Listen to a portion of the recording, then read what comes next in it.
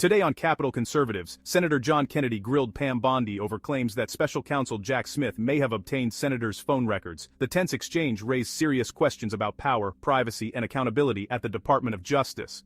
Tap, subscribe, and turn on notifications for more from Capitol Conservatives. I'm Senator Kennedy, seeking straight answers. Suppose I'm special counsel at the Department of Justice. I ask AT&T for a senator's phone records. Pam Bondi says no, they need a subpoena, not a hunch, probable cause. Kennedy insists Jack Smith needed to prove a crime by senators.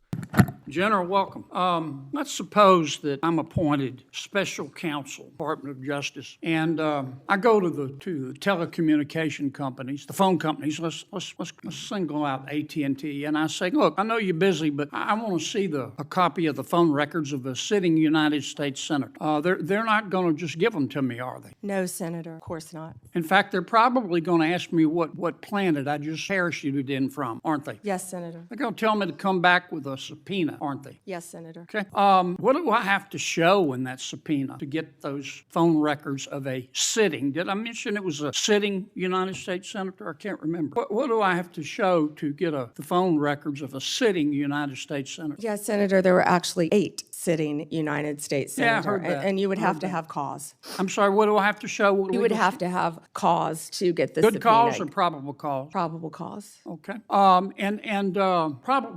Probable cause, or if it's a subpoena duces tecum, good cause, to show what? You would need good cause for a subpoena duces tecum, and what you would have to show is that you believed a crime had been committed, or there was a possibility of a crime, or that could lead to other crimes. We frequently, in criminal enterprises, subpoena cell phones. By the sitting United States senator? Senator, they would have to have believed you were part of a criminal conspiracy, is my understanding. Kennedy isn't just questioning Jack Smith, he's questioning the whole system. He argues that if subpoenas lacked cause, phone companies like AT&T could face real civil liability for handing over private data. Kennedy doesn't mince words, saying maybe they should have shown more backbone instead of just handing over records. He warns this issue won't fade away. Telecoms, FBI agents, and Jack Smith could all face legal consequences.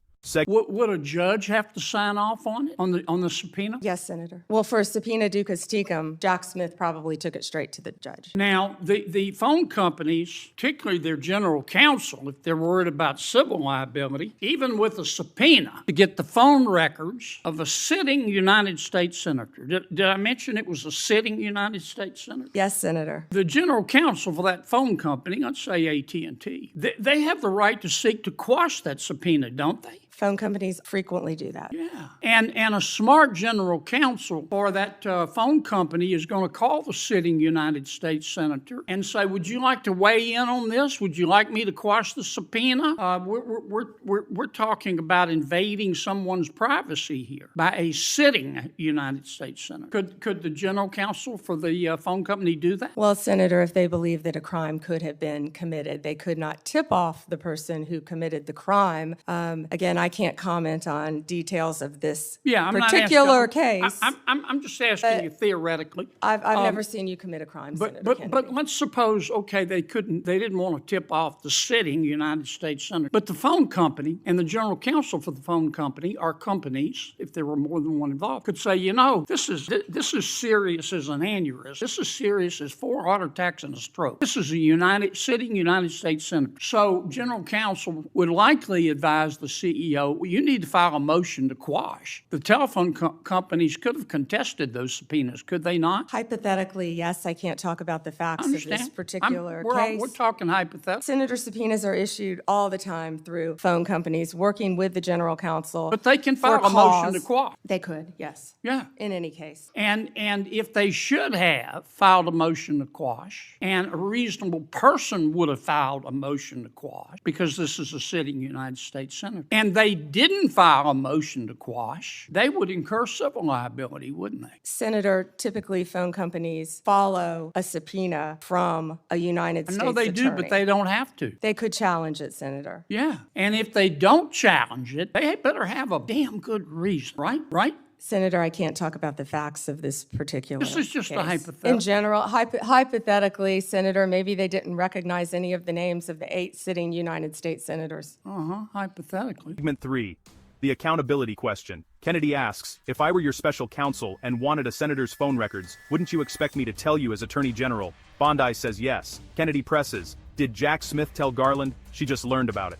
Kennedy suggests bringing Garland in. The room goes silent. Transparency isn't optional. That was a joke. Or maybe they should have gone to Amazon and buy some testicles online instead of just saying, sure, I'll just show you the phone records of a sitting United States senator on the basis of an administrative subpoena. Now, do you have copies of the subpoena applications for Yes, these Senator, I can't discuss anything regarding this. You can't even tell me if you have copies? I can't discuss any of this. All right, when are you going to, General, when are you going to be able to discuss it? I can't discuss whether there is or is not a pending investigation, I understand, Senator. but This was let's just assume brought to light if by there is a Director pending Patel. investigation, I don't want this to get swept under the rug, okay? Because I think you're going to get pushed back from all quarters. I think the telecommunication companies are going to be all over you like a bad rash because they've got liability here for just turning over these records when they knew what was going on. I think some FBI agents may have some liability here. I think a special counsel might have some liability here. If I were your special counsel and you had appointed me and I wanted to get the records of a sitting United States senator, is that something you would expect me to tell you as Attorney General of the United States? It better have. Yeah. And Do we know in this instance of the 8 sitting United States senators if they told Attorney General Garland? Senator, I just learned about this very recently, as did Director Patel, and we cannot discuss the details. I don't know many of the details. Well, maybe we ought to get Attorney General Garland here. Do you know if the special counsel told FBI Director Wray? Is that something? Let me put it another way. If I were your special counsel and you were the director of the FBI and I'm trying to get the phone records of a sitting United States senator, did I mention it was a sitting United States senator? Is that something that you would expect me to tell you as director of the FBI? In general, I would believe the FBI would help execute the subpoenas. Yeah. To the business. Segment 4, Epstein and the blackmail bombshell. Kennedy pivots to Jeffrey Epstein, citing Commerce Secretary Howard Lutnick's claim that Epstein was the greatest blackmailer ever. Kennedy asks if the Justice Department has interviewed Lutnick. Bondi says no, but they're open if Lutnick wants to talk. Kennedy, skeptical, suggests Lutnick, Epstein's neighbor, could hold key information the DOJ isn't pursuing. Hey, I want to switch to another subject in the 12 minutes that I have left, since everybody else got to go over. I've got to ask you about this, General. Secretary Howard Lutnick on October 1 gave an interview to the New York Post about Mr. Epstein, and he described Mr. Epstein as, quote, the greatest blackmailer ever, close quote. Have you reviewed that transcript of that interview? I have not reviewed the transcript, but I saw the clip of it. Okay. It appears that Secretary Lutnick was Mr. Epstein's next door neighbor. In fact, their townhomes shared a wall. And the reporter that was talking to Mr. Lutnick, she asked how other prominent men could have been associated with Epstein when Mr. Lutnick could immediately sense that he was a, quote, pervert. And then Secretary Lutnick said, or rather the reporter said, did they see it and ignore it? Do you remember that from the interview? I do. And Commerce Secretary Lutnick said, no, they participated. And then Commerce Secretary Lutnick goes on to say, quote, that's what his M.O. was. Get a massage. And what happened in that massage room, I assume, was a video. This guy was the greatest blackmailer ever, blackmailed people. That's how he had money, end quote. Is that true? Senator, as our July memo said, we did not uncover evidence. This case has gone through 3 administrations, as well as former U.S. Attorney Alex Acosta. I know that, Pam. But have you interviewed Secretary Lutnick? No, Senator. Do you plan to?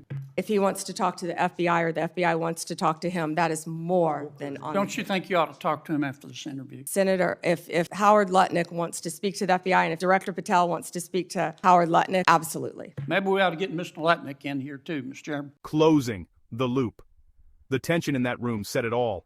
Kennedy exposed the deep mistrust toward the Justice Department, its secrecy, selective investigations, and unchecked authority. In Washington, sunlight is still the best disinfectant, and we're here to shine it.